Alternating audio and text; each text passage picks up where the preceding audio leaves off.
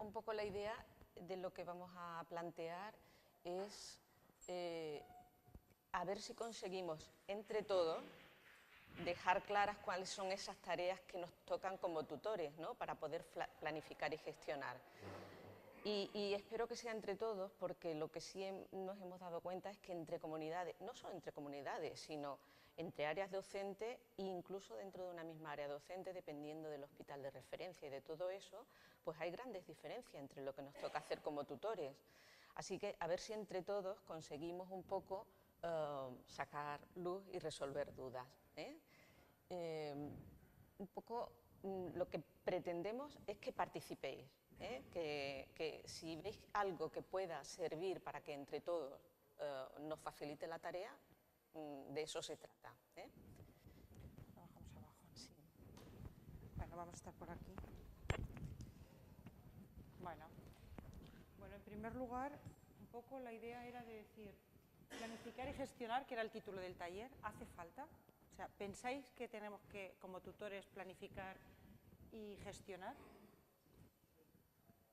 ¿Pensáis que tenemos mucho margen para hacer cosas como tutores?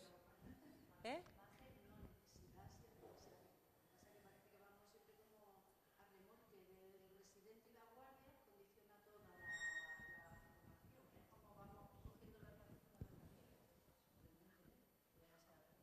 Bueno, pasa que, claro, un poco nosotros nos cuestionábamos esto porque decir, a veces nos vienen tantas cosas impuestas que la pregunta nuestra, la duda es si realmente queda margen para hacer cosas, como tutores, para planificar más cosas, ¿no?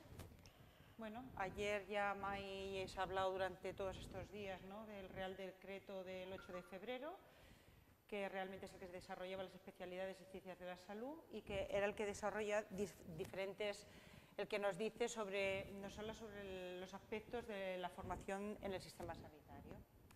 ¿Y cuáles son las funciones del tutor? ¿Cuál es la misión del tutor? Bueno, pues la función del tutor es, ya lo hemos visto, tiene la misión de planificar y colaborar activamente en el aprendizaje de conocimientos y habilidades. A mí me gustó mucho además la diapositiva que sacó ayer el compañero de Extremadura, ¿no?, aquel de la función del tutor, que le íbamos a haber puesto, pero luego ya no la teníamos, y bueno, que además hace muchas más cosas, acompaña. Bueno, pues es como un poco el ejemplo, el hermano mayor, ¿no? Bueno, y lo que sí está muy claro, que las funciones principales del tutor, ya lo tenemos aquí, es planificar, gestionar, supervisar y evaluar. Esto nos lo da el Real Decreto, o sea, esto nos toca sí o sí. Lo que pasa que la duda es si podemos hacer muchas cosas o estamos un poco atados por tantas cosas como a veces tienen los programas formativos y que nos deja poco margen. Bueno.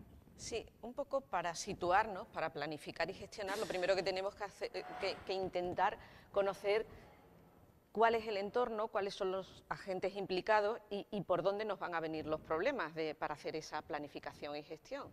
Entonces, lo que sí tenemos claro es que los tres agentes implicados son, por un lado, el residente, por otro, nosotros los tutores y por otro, la unidad docente.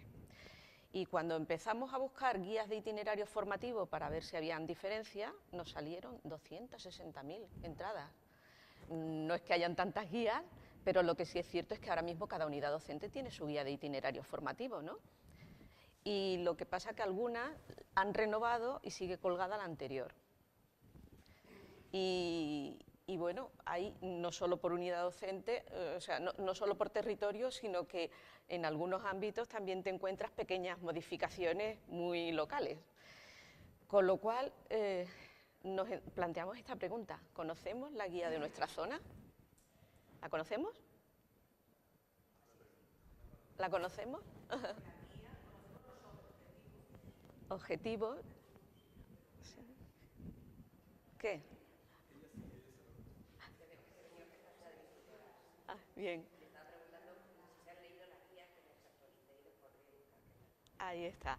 Las unidades docentes están trabajando, preparando las guías. Lo que pasa que a veces las guías, y es lo que hace falta ahí, que entre todos digamos, es dificilísimo de seguir una guía de itinerario formativo. En algunas zonas es que te exigen tantas actividades que bueno, imposible de cumplirlas. Lo que sí es cierto es que a día de hoy creo, y eso sí que me gustaría que dijerais, es si todos tenemos guía en formato electrónico, que supongo que sí, ¿no? Que bien a través de la intranet o de algún programa concreto podemos entrar, que tenemos nuestro password. Supongo que todo eso nos lo han dado, o hay zonas donde no. A ti no. ¿Dónde trabajáis vosotras? En Valencia. Ah. ¿Dónde? En Logroño. ¿Tenéis vosotros? Sí tenéis password vosotros para entrar en la guía. ¿Dónde?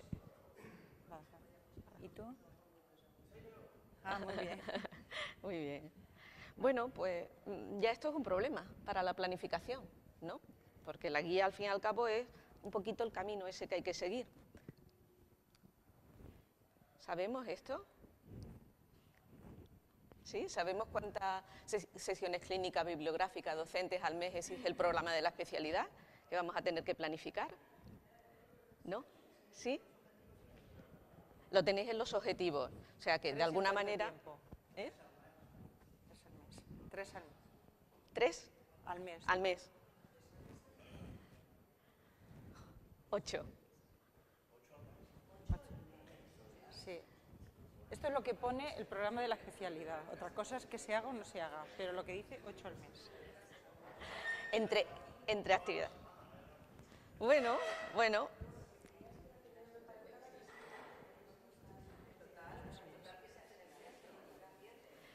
Sí, se puede interpretar, porque es que no está tampoco tan delimitado como para que decidamos, y cada uno vamos haciendo lo que podemos, y creo que no lo estamos haciendo mal, porque llevamos muchos años haciéndolo y la cosa no sale mal, ¿no? Pero de alguna manera, pues conviene también que recordemos a qué nos obliga, porque a veces también dependiendo, y ya lo vamos a ver luego, del residente haremos más o haremos menos, ¿no? Un poco. Claro, probablemente esto se refiere a que el residente tiene que hacer 8 o asistir a 8 que pueden ser en el hospital, en el centro de salud, en los distintos servicios por los que esté rotando, pero sería esto más o menos.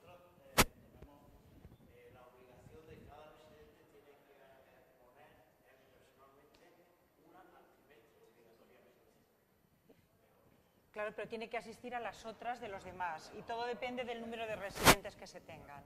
Claro, y depende de la estancia que esté cada año, que esto también lo vamos a ver ahora. Por ejemplo, las guardias. ¿Cuántas guardias tienen que hacer? En un año, ¿cuántas guardias? Bueno, el programa tiene el programa tiene un número de horas anuales. Eso es lo que te dice. Y luego tú las distribuyes como creas. Sí. Nosotros tenemos bueno, está en el foro que tienen ellos. Ellos han pactado, los residentes de nuestra zona, son 691 horas de guardia al año. Y luego el que quiere firmar para ganar más, pues puede hacer una ampliación y llegar a las 841 al año, desde R1 a R4. Luego la distribución ya vendrá como venga, porque la distribución también se las trae, dependiendo de la zona. Y según dónde estén, un porcentaje según qué año, un porcentaje es en primaria, otro porcentaje son hospitalarias. Nosotros tienen que hacer un mínimo de 691 horas al año. Sí, es.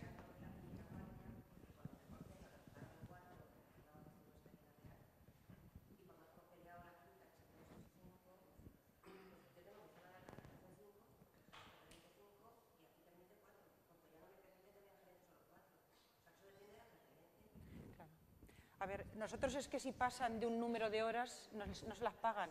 Ya les avisan, cuando paséis de las 840, no os las pagamos. O sea, si haces más, es tu problema. Ellos te van contabilizando y cortan cuando llegan al número de horas al año.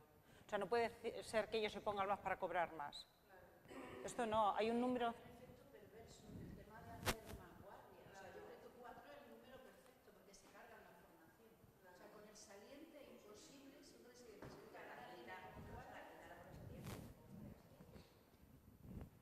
Bueno.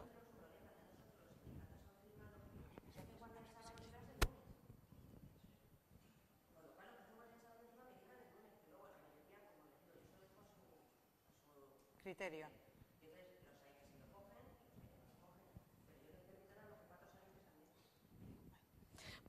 Bueno, y esto lo sabemos todos, ¿no? ¿Sí? ¿Cuántas? Cuatro. Sí, en Andalucía tienen la de inicio, ¿no? La de cuando llegan, tienen una más, ¿no? Pero que está muy bien, ¿eh? Que es aconsejable porque queda registrado. Bueno, te paso. Bueno, buscábamos la unidad docente de Toledo y nos salió la de Ciudad Real y ya nos pareció bien el logo, ¿eh? Bueno, la unidad docente hace una planificación, pero ¿qué pasa? Esa planificación la conocemos los tutores, llega abajo a los tutores. ¿Podemos influir en la planificación nosotros? ¿Tenemos tiempo para realizar todo lo que la unidad docente propone?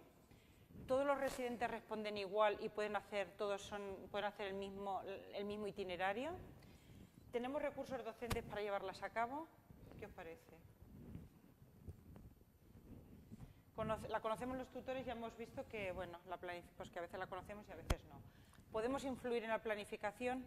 Poco, en cosas menores, ¿no? Por ejemplo, cuando les toca a los residentes una rotación en verano en un servicio que le toca pediatría y los pediatras están de vacaciones, ¿no? Pues hay que modificar esa rotación, ¿no?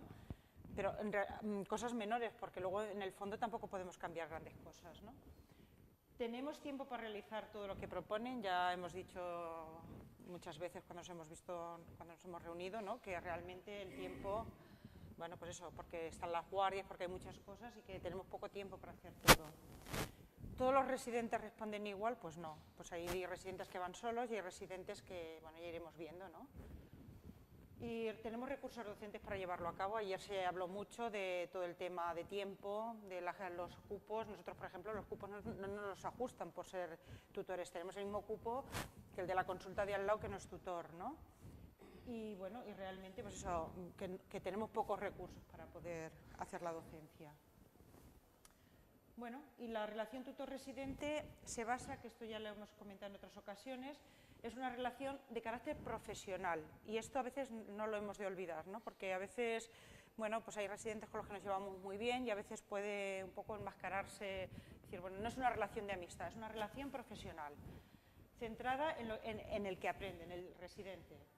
Y se debe, bueno, que hay unas siglas aquí, que es CICA, hay que conectar, establecer una relación productiva con el residente, conectando con él y pactando qué se va a hacer.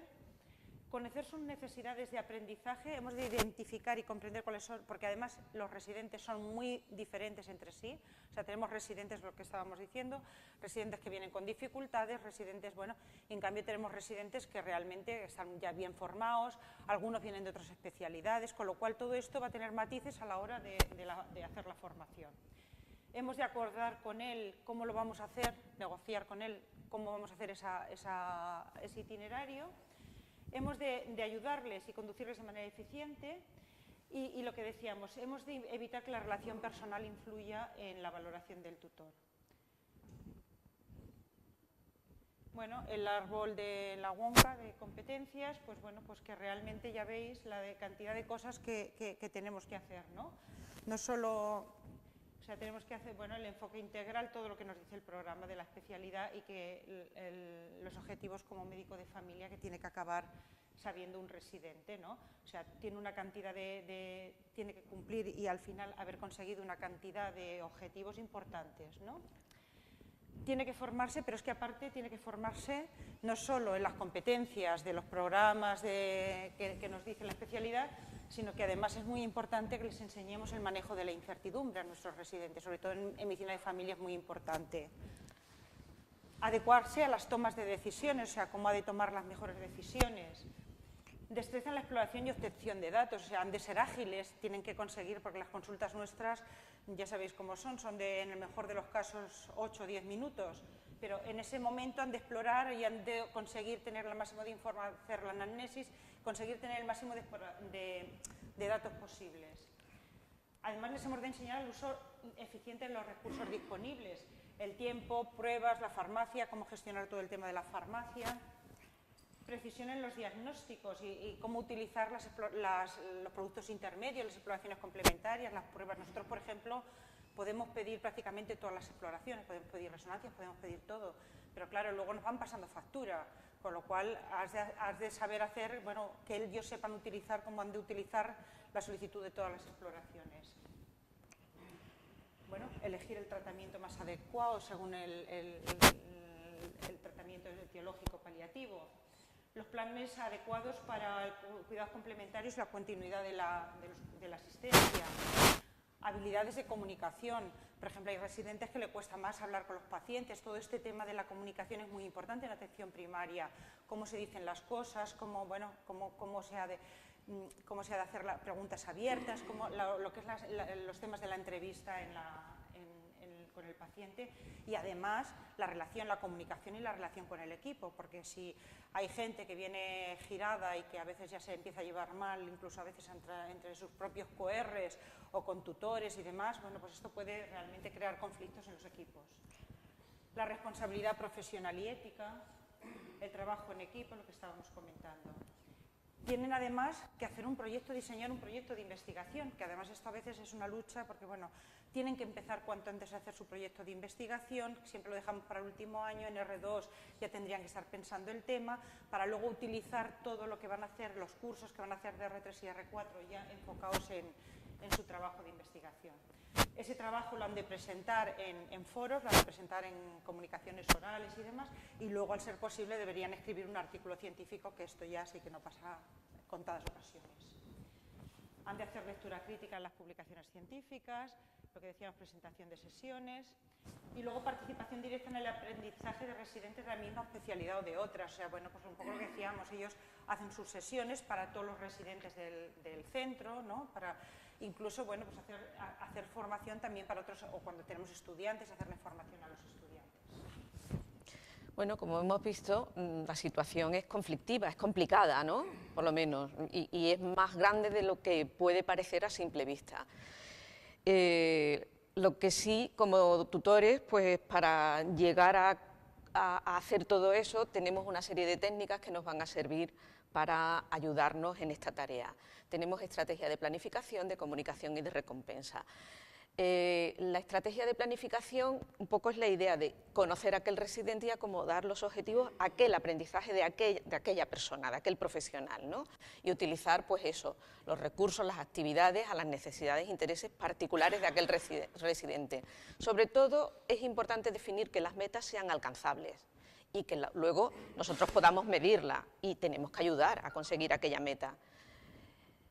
La estrategia de comunicación, lo que ha dicho Flora hace un momento, no solo hay que comunicarse con el paciente, también con los compañeros y también con el residente, que es muy importante que establezcamos una comunicación basada en lo positivo y que siempre le hagamos un feedback. Esto es muy, muy importante, que no nos pase como, mira, esto es una noticia de redacción médica de este mes, no sé si la habéis leído.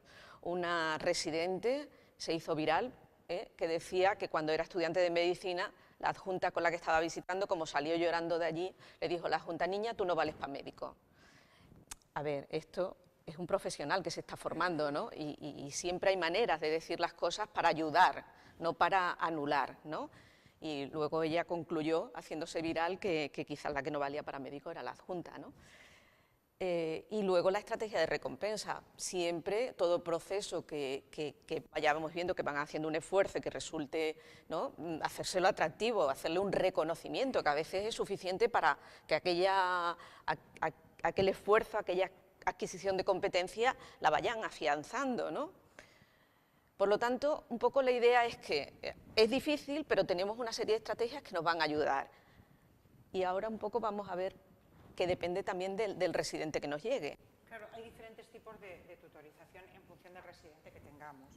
Mira, cuando tenemos un residente que tiene una motivación baja, con conocimientos bajos, por ejemplo, años atrás, cuando todo el mundo que ponía el nombre en el examen MIR entraba a hacer la residencia, bueno, la motivación que tenían era muy baja, los conocimientos muy bajos. Pues ahí tenemos que hacer una tutorización muy directiva, muy dirigida.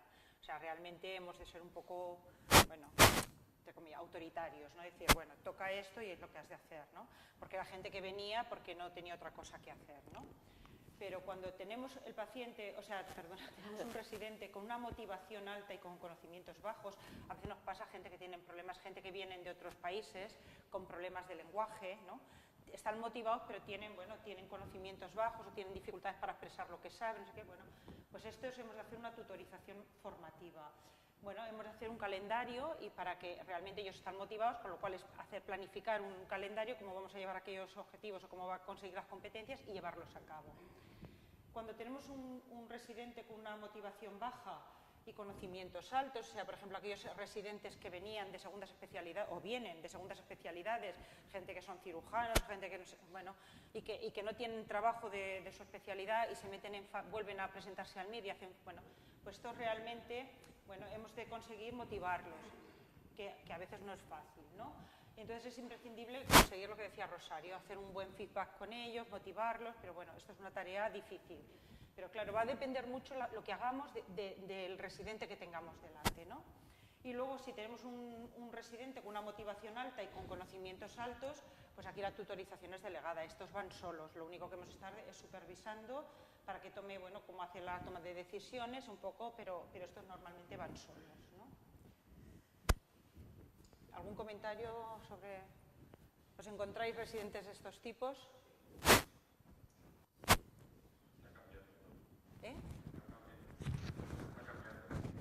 Bueno, ahora sí, un poco sí, ¿no? Sí, Aquellos los últimos años, las últimas promociones, sí.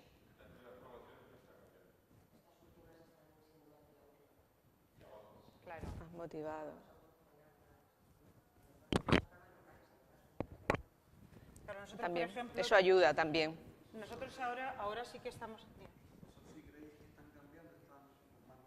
A ver, nosotros las dos últimas promociones nos ha venido gente, bueno, es verdad que no son de la zona, nosotros nos han venido andaluces a Cataluña, ¿no? Nosotros los cuatro, tenemos tres, de los 4 R1, tenemos 3 andaluces y un chico, bueno, uno que es venezolano, pero que, bueno, su padre era de aquí, y, bueno. Pero realmente sí que es verdad que las dos últimas promociones tenemos mucha más gente de aquí, pero nosotros hemos tenido de todos sitios, desde sirios hasta argentinos, bueno, de Sudamérica, de todos sitios hemos tenido residentes. Y esto es muy variable, depende del país, la preparación es diferente, la motivación también de ellos. Claro, ellos vienen con una carga personal también muy importante, muchos de ellos dejan familias en una situación complicada en sus países, o sea que realmente la situación es complicada. Yo creo que sí que, yo tengo la sensación de que sí que quizá los últimos años, no sé vosotros, ¿por qué? Porque... Varía muchísimo la zona. No sé, porque hay gente de Madrid. Sí, yo. ¿Tú tienes esa impresión? Sí, yo sí. Por lo menos las dos últimas. Antes te encontrabas con muchísimos residentes que además de R1 tenías 8 y resulta que a los 2 meses tenías 5. Sí, bueno, pues sí. han desaparecido. Entonces, eso, por ejemplo, nosotros en las últimas promociones ya no lo estamos viendo. Es un poquito más. Nosotros Sí, sí.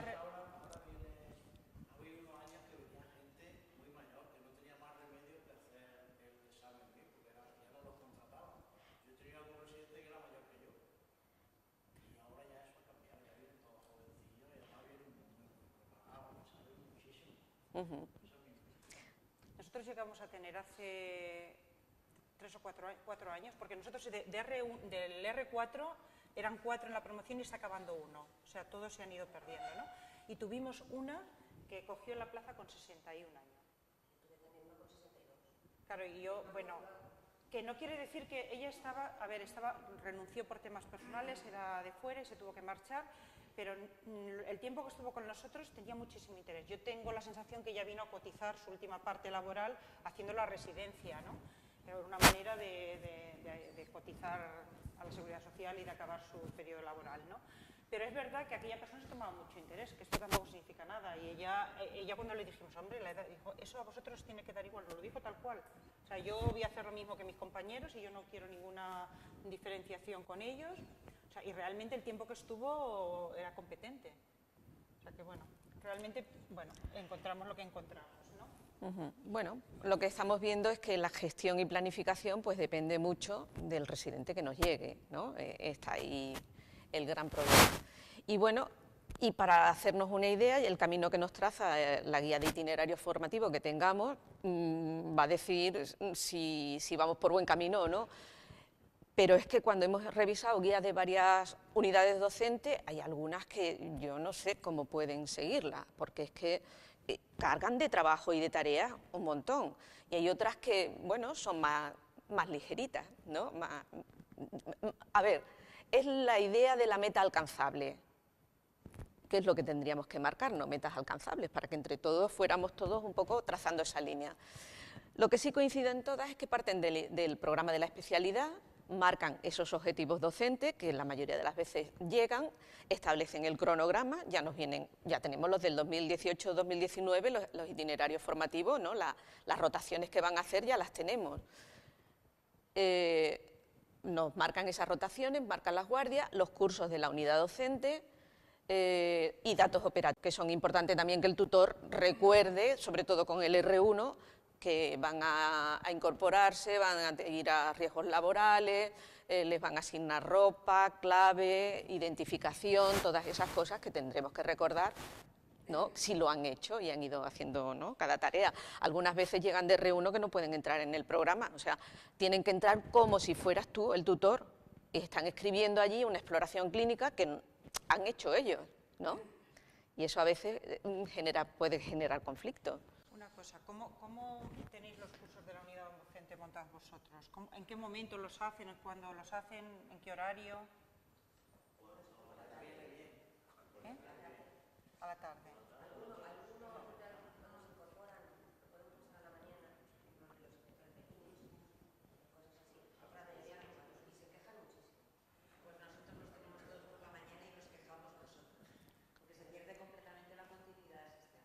Claro.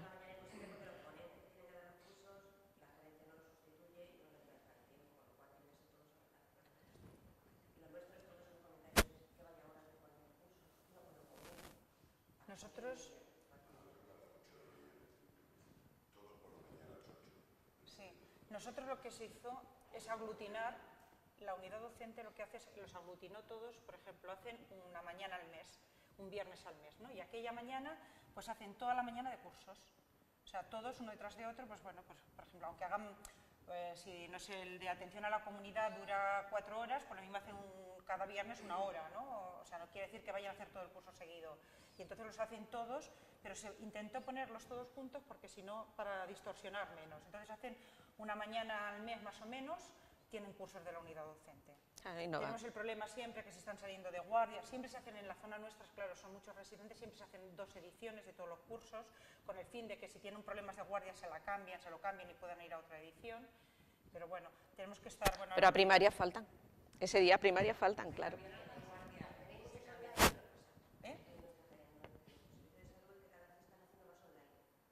Alguno. Claro. No les gusta porque, claro, dentro del horario no les da tiempo y entonces tiene que ser luego fuera y a veces... nosotros online han puesto este año la oftalmología, han quitado la rotación por oftalmo y se ha puesto el curso online. O sea que... Y luego, bueno, vamos organizando, planificando y sobre todo registrando, porque es la única manera de tener la idea de si lo estamos haciendo o no lo estamos haciendo. ¿Y dónde se registra? ¿Tenéis el libro del residente interactivo? Todos lo tenéis, ¿no? ¿No? Papel.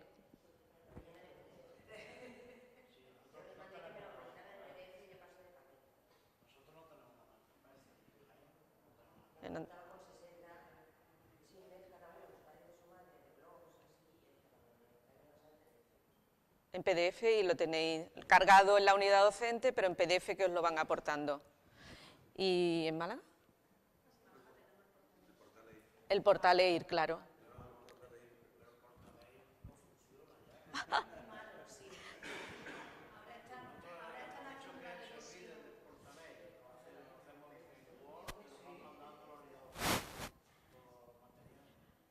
Claro.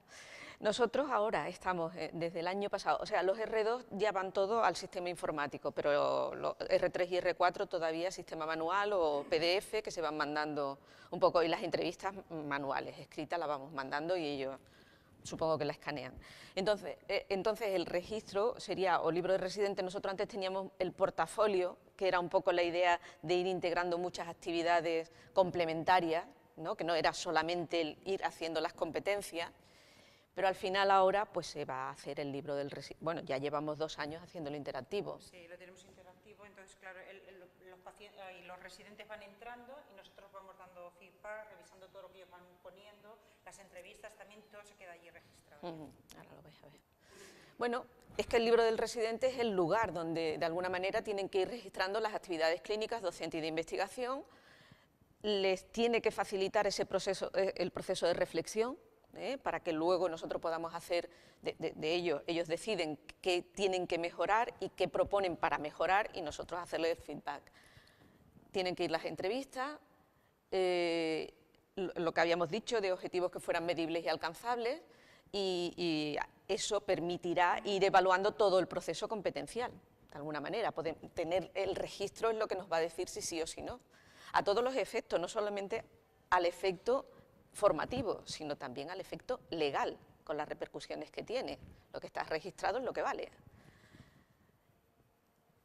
El libro del residente es un registro individual, es del residente, y ahí tiene que ir dejando reflejada todo el aprendizaje cuantitativo y cualitativo de todo lo que va desarrollando año tras año. Lo lógico es que todas las rotaciones, guardias, se carguen directamente desde la unidad docente, que no sea aquello de... Ahora, antes lo iban metiendo en el PDF, iban metiendo sus rotaciones, sus guardias, pero bueno. Y luego otra cosa que surgirá de problema es si realmente aquella guardia la cumplen o la venden, o ¿no? ¿Qué características tiene? Pues que es un material de autoaprendizaje y autorreflexión de carácter obligatorio, sometido a la Ley de Protección de Datos, porque el libro es del residente, de manera que cuando acabe R4, al cabo de unos meses, él se podrá descargar aquello en PDF y quedárselo, porque de la unidad docente ese libro tiene que desaparecer cuando termina el periodo de R4. Y luego accesible al tutor y al comité de evaluación. Los residentes solo acceden a su libro, no pueden acceder al libro del compañero, y nosotros a los que tutorizamos. Y luego la unidad, el comité de evaluación, pues a todos, ¿no? Claro, eso también facilita un poquito la tarea de planificación. Si tú lo vas llevando bien, cuando llega el final, que casi siempre en abril, mayo vamos desbordados por todas aquellas tareas que nos faltan, si lo vamos haciendo de forma continuada, pues la unidad de evaluación tendrá todo lo que le toca y no tendremos que hacer nada, porque ya estará hecho, ¿no? Si funcionan las cosas, claro. Si luego resulta que no funcionan. Bueno, en el libro del residente tiene que estar bien definido las competencias por problemas de salud, grupos poblacionales, competencias transversales y actividades optativas complementarias. Los problemas de salud se marcan, ¿no? Aquello de los niveles, si lo consiguen o no lo consiguen en cada año, ¿no? Si al final lo importante es que lo acaben consiguiendo. O sea que tienen que ir registrando allí. Lo que se aconseja es que antes de cada rotación revisen lo que les toca de competencia en aquella rotación por adquirir, y cuando la acaban que lo rellenen, para que nosotros podamos, y que hagan la reflexión y nosotros el feedback. Las estancias formativas, guardia, los cursos, otros cursos, la investigación, las sesiones que hagan en el centro, en el hospital, los casos clínicos que van presentando también en jornadas, congresos, las revisiones que hacen de protocolos, de guías, actividades complementarias de aquellas que ahora comentaremos, las entrevistas, el informe anual de evaluación del tutor y todos los comentarios de feedback o retroacción, que ahora nosotros, hasta los R1 y R2, cuando ellos hacen un informe de reflexión, nosotros tenemos en poco tiempo que hacerle la retroacción. Si la hacemos bien, si no la hacemos, pues ahí queda colgada, pero se nota y se ve. Normalmente te entra un aviso de que tienes algo pendiente. Cuando tú vas entrando te salen avisos en el libro del residente de que tienes cosas pendientes de evaluar. Todo lo que el residente va poniendo, a ti te va avisando. Claro. Entonces eso de alguna manera lo tienes que planificar también con el residente, porque él va a cargar allí dependiendo de, por lo menos ahora que estamos en fase ¿no? de inicio, pero a lo mejor no interesa que haga allí un informe de reflexión cuando le estamos haciendo el feedback de forma continuada y verbal. Y otra cosa, vuestros residentes hacen cursos aparte, otros cursos aparte de los de la unidad docente del programa. Sí.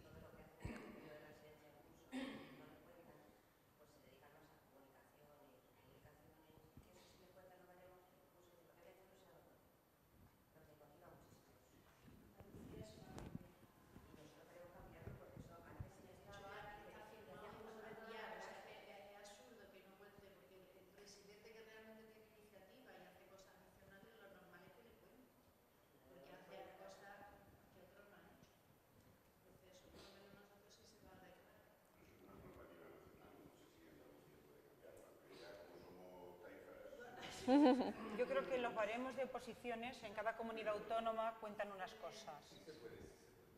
Claro.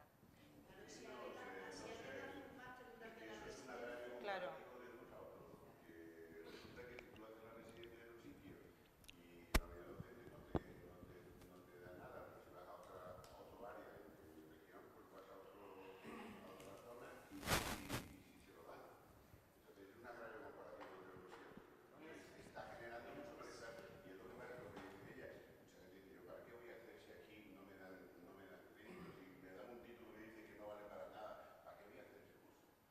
Nosotros lo que nos...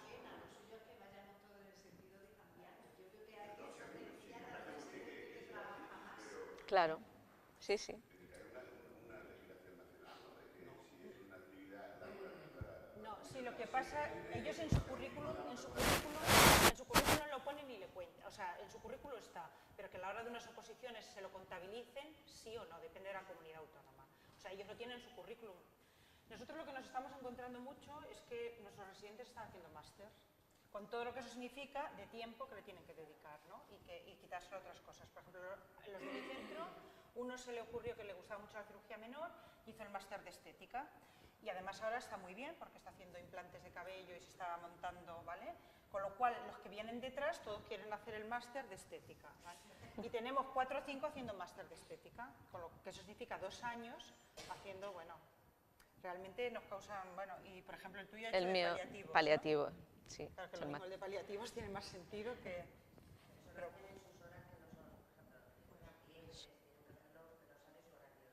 claro, se lo ponen una guardia el día de antes para estar salientes de guardia, porque además también dedican un fin de semana entero al mes, cuando van a hacer el máster empezando el viernes. Claro. Bueno, los del máster lo saben y entonces de alguna manera ya lo organizan para que...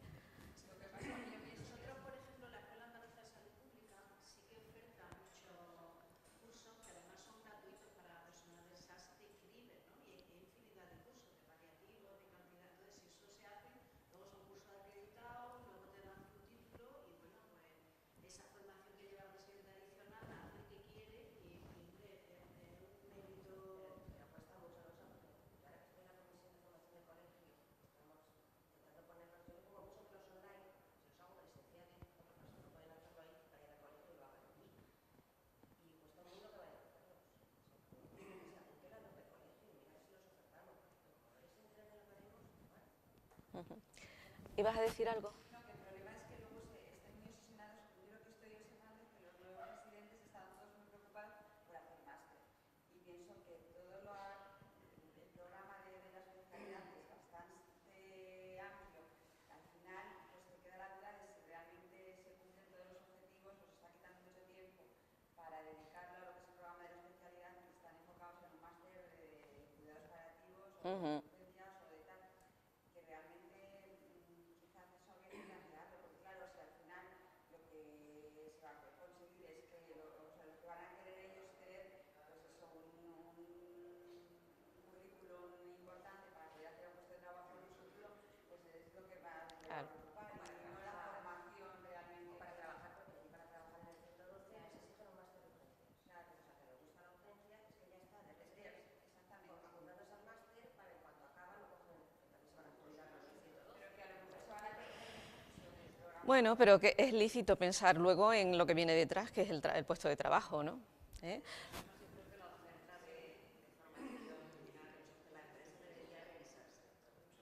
Porque muchas veces, por ejemplo, yo estoy en Castellón y la mayoría de los cursos a lo mejor te ofertan 3 al año en Castellón y el resto tienen que desplazarse a Valencia o a Vilaró, los hacen en distintos hospitales y eso es importante también por eso. Porque además, año tras año, es que cuando sale la oferta tienes los mismos cursos y además posiblemente los den los mismos ponentes. Entonces, eso contando con que luego cuando van ese presupuesto, que se a finales de octubre a las servicios centrales, a todos los cursos, que viene con las rebajas.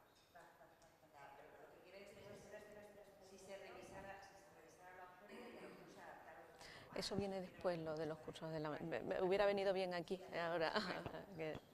Bueno, ¿sigo yo ahora? ¿Sí? Ajá.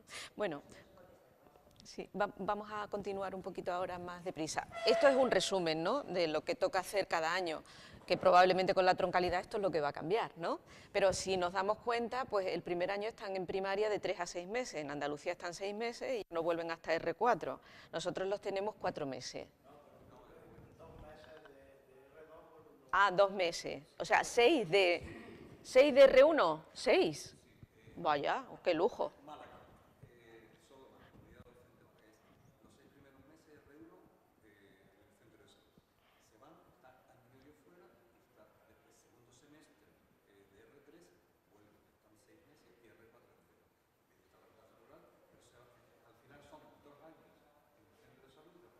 Sí, esto va a ser en todos los sitios igual. Y es lo que va a cambiar. Y si se hace la troncalidad, pues serán los 2 años completos, pero de R3, R4. Bueno, ya veis. En segundo y tercero serían eso, más o menos esa distribución, que depende de la zona.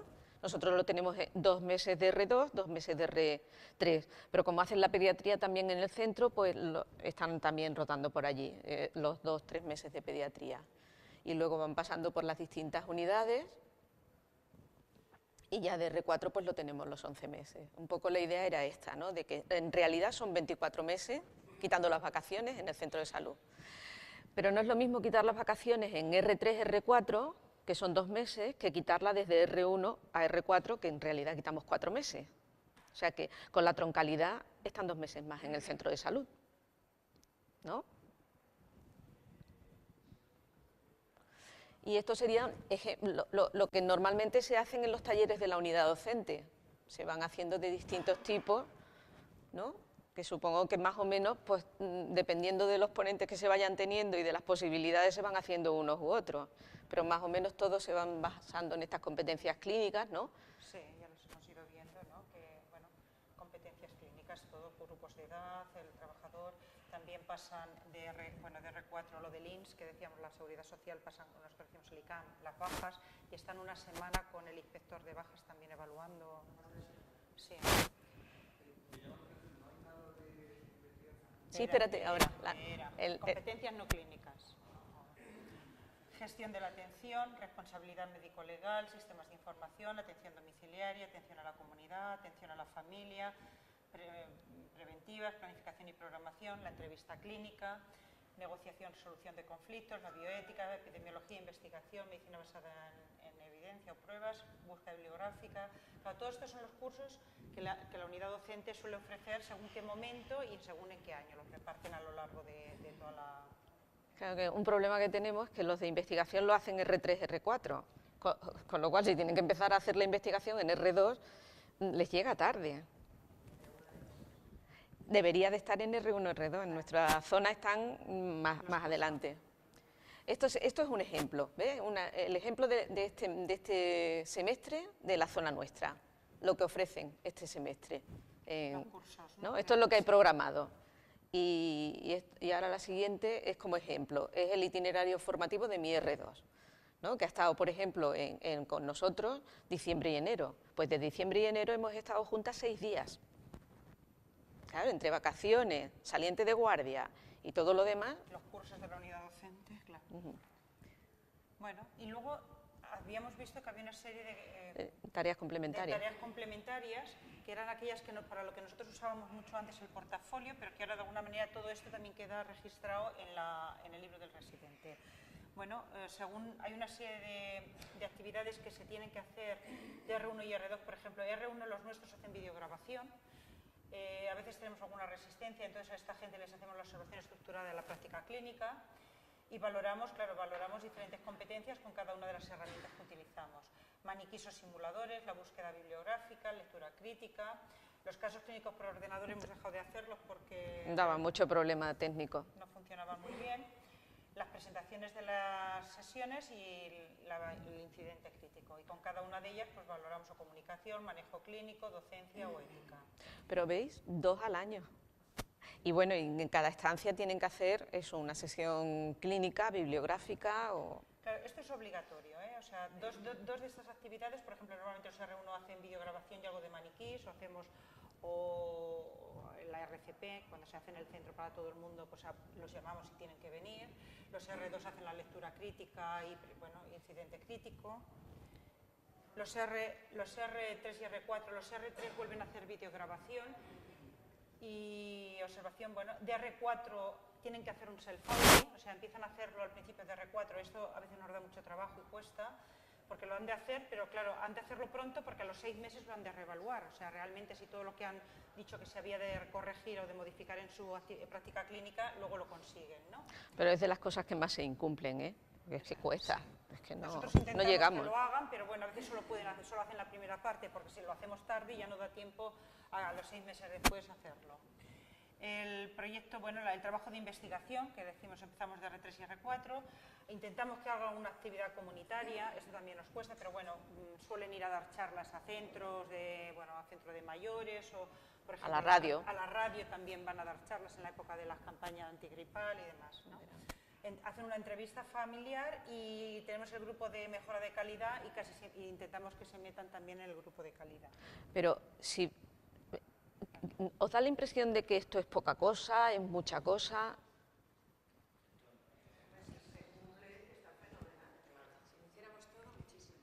Sí, bueno, pues yo me he leído guías de itinerario formativo, por ejemplo, a mí me llamó la atención la de Guadalajara, que tiene una cantidad de actividades que supera con mucho esto, pero mucho, ¿eh?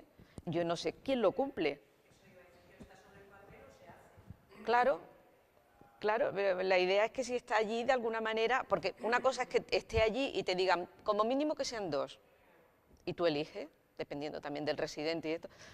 Pero si está allí y no queda muy claramente definido, me cuesta. ¿Cómo vamos a planificar eso? ¿Cómo lo vamos a gestionar, no? Yo creo que volvemos a lo mismo, que las metas sean alcanzables, ¿no? Y a ser posible que la unifiquemos entre todos. Y luego la distribución de las guardias, que es lo que habíamos comentado, que ya hay una previsión del porcentaje que tienen que estar en las distintas, en atención primaria o en hospital, que al principio son más de hospital y menos de atención primaria, pero que casi todas las programaciones de urgencias deberían de responder un poco a esos porcentajes. Esto es un ejemplo que sacamos de informe de autorreflexión del vuestro, es de Andalucía, porque me parece muy apropiado, no para hacer el seguimiento, pero sí para tenerlo en mente, ¿no? Siempre va un poco basándose en las actividades mejorables, en los puntos, ¿no? Los puntos fuertes primero y luego los puntos débiles para hacer propuestas de mejora. Bueno, nos puede servir, ¿no? Para hacer luego. Luego tenemos que planificar las evaluaciones, las sumativas, que parece ser que van a cambiar, según dijeron ayer. No está aquí Rodrigo, pero Rodrigo me dijo que lo implementaban ya el año que viene en Asturias.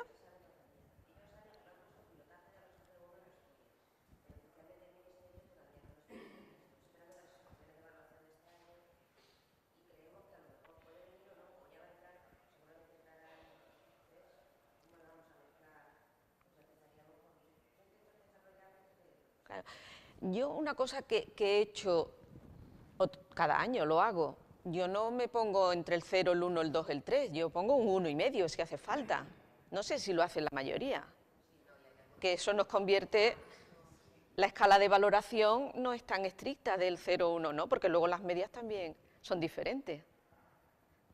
Y eso lo vamos haciendo de una manera intuitiva casi.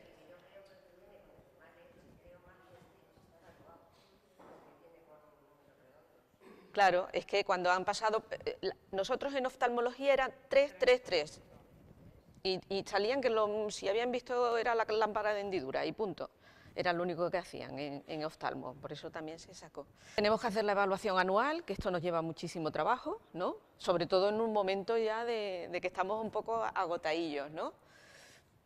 Y en esa evaluación pues tenemos que revisar todo esto para que luego la unidad de evaluación pueda decir si es positiva o es negativa y hagan el contrato del año siguiente.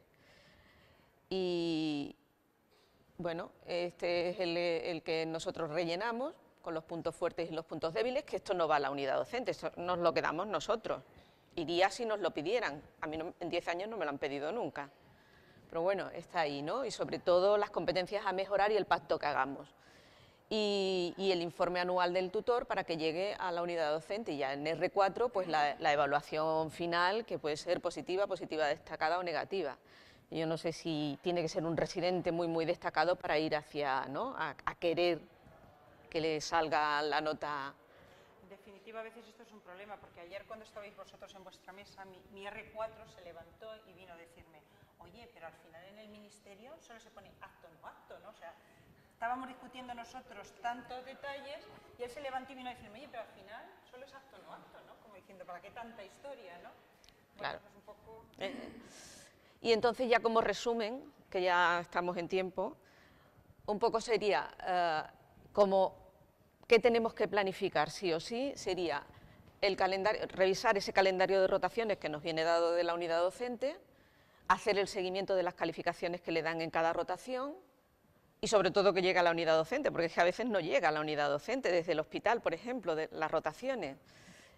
Planificar la rotación en primaria, adoptar las medidas que hagan falta, por ejemplo, lo que decía ella, si no está el tutor o porque coinciden vacaciones, qué sesiones van a presentar, qué casos, ahí sí que lo tenemos que planificar nosotros, las entrevistas trimestrales también, que no se nos pasen, el seguimiento de actividades propuestas por el propio residente en cada entrevista o cuando hacen aquella actividad para mejorar, supervisar el seguimiento de los cursos de la unidad docente, como tenemos 2 sesiones, no, iré a la otra, y la otra, no, ya fui a la anterior, y a veces no van a ninguna de las 2. Confirman a las 8 de la mañana y a las 9 ya se han ido. El curso dura hasta las 2. Que sabes, pasan firmas a las 8 y a las 2. Claro, ese es el problema, que es en viernes, y algunos tienen el billete de avión a las 12. O sea, que lo descubres al cabo de... Pero bueno, revisar los informes de autorreflexión y hacer el feedback, eso en las entrevistas, o sea que aunque sea manual y escrito, sí que lo tenemos que planificar y hacer. Planificar las tareas optativas que vayan a hacer cada año, que ellos eligen, y planificar la investigación. Eso es sí o sí, y eso lo tenemos que hacer todos. ¿Sí? ¿Alguna idea más que tengamos que incluir ahí? Tiempo para la buena gestión nos falta tiempo. Y bueno, se pensar bastante. El gran problema sobre todo también es la coincidencia con los residentes. La coincidencia es difícil. Imaginaos con las guardias empiezan a las 3 y se van pues, no sé cómo. Y después salir de las guardias sosegados. ¿Cuándo hacen la formación? A las 2 pierden 2 días ya. ¿Cuándo lo haces? También es que todo depende mucho del hospital de referencia. Por ejemplo, nosotros en nuestra unidad docente tenemos 52 residentes por curso, con 5 hospitales. Tenemos desde un hospital de servicio, un hospital de tercer nivel, 2 de medio y intermedios y luego tenemos 3 comarcas. ¿Vale? Claro, el montaje es muy diferente. Nosotros, por ejemplo, lo que nos hicieron en nuestra zona es casarnos, equipos, somos 16 equipos de atención primaria en la unidad docente. Lo que hicieron fue casarnos equipos con hospital. O sea, nosotros tenemos un hospital de referencia, los residentes solo pueden ir a aquel hospital. Bueno, que en principio nos molestó mucho porque pensábamos que los residentes necesitaban oportunidades de ir a un tercer nivel, pero que luego realmente hemos visto que realmente es una oportunidad porque está mucho más controlado, ¿no? O sea, nosotros un residente, tenemos un grupo de tutores en WhatsApp, que es un residente que nos presenta, los tutores, enseguida el tutor del hospital dice, oye, fulano le pasa, si le pasa algo, hoy no ha venido, ¿no? O sea, por ejemplo, las guardias pactamos que no las utilizamos. El hospital está a 35 kilómetros de nuestro ambulatorio. Entonces, las guardias se empiezan a las 5 de la tarde.